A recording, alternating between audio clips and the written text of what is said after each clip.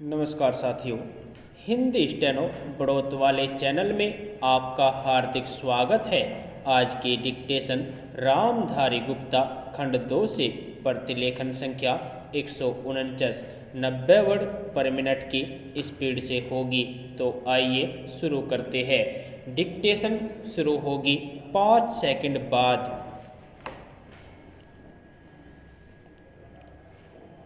Start. महोदय, मेरे लिए जिसने विज्ञान को बाहर से ही महसूस किया है, यह असमंजस की बात है कि इसके बारे में उन लोगों से कुछ निवेदन करूं जो इसकी विभिन्न शाखाओं में पारंगत विज्ञानी है।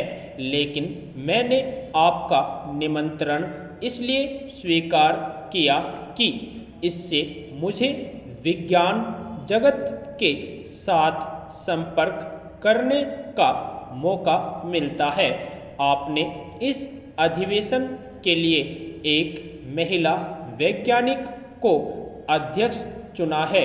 इसकी मुझे खुशी है।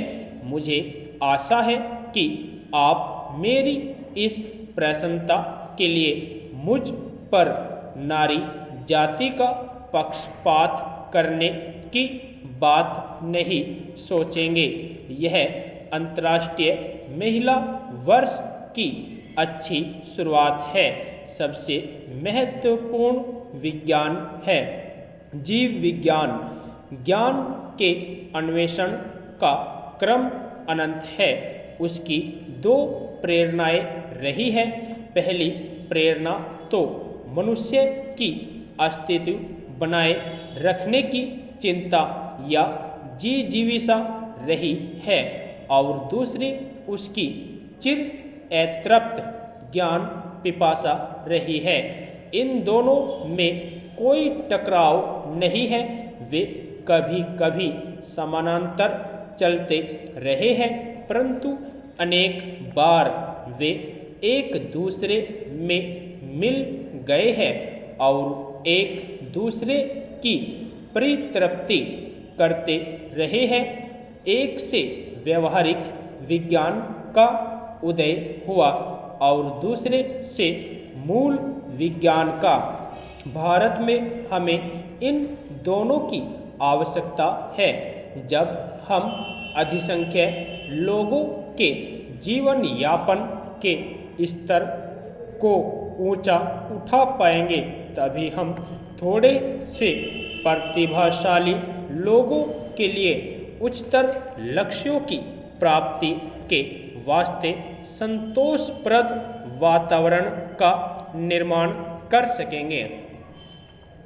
आज विश्व में प्रबल विचार मंथन हो रहा है और मनोवृत्तियों पर प्रश्न चिन्ह लगाए जा रहे हैं।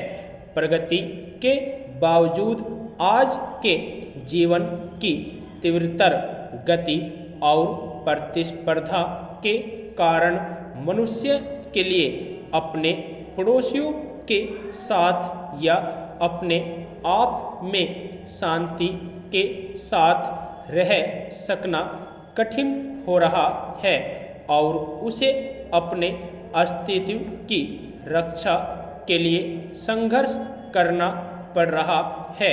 हालांकि यह एक भिन्न ढंग का और भिन्न स्तर का संघर्ष है।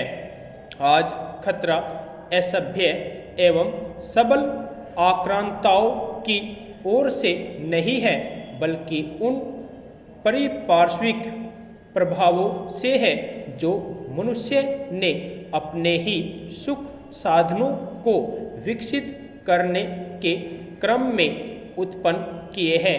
ये प्रभाव है अलगाव का एहसास, तनाव पैदा करने वाली परिस्थितियाँ, प्रदूषण तथा प्राकृतिक साधनों का विचारहीन दोहन।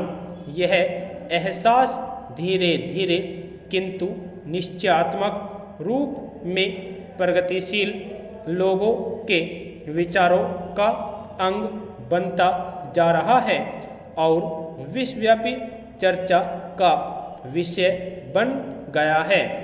लेकिन ऐसे लोगों और विचारों की प्राय उनके द्वारा खिल्ली उड़ाई जाती है जो उन चीज़ों के निर्माण में लगे हैं जिनका प्रभाव कालांतर में हानिकर हो सकता है, और उन लोगों द्वारा भी जो वायु या जल के प्रदूषण को बचाने के लिए अपने कारखानों को नए सिरे से जमाने की चिंता नहीं करना चाहते।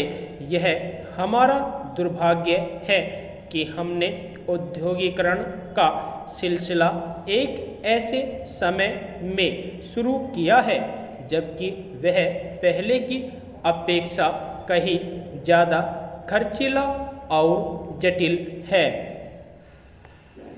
यदि आपको डिक्टेशन अच्छी लगी हो तो हमारे चैनल को सब्सक्राइब करें तथा वीडियो को लाइक व शेयर भी करें। धन्यवाद।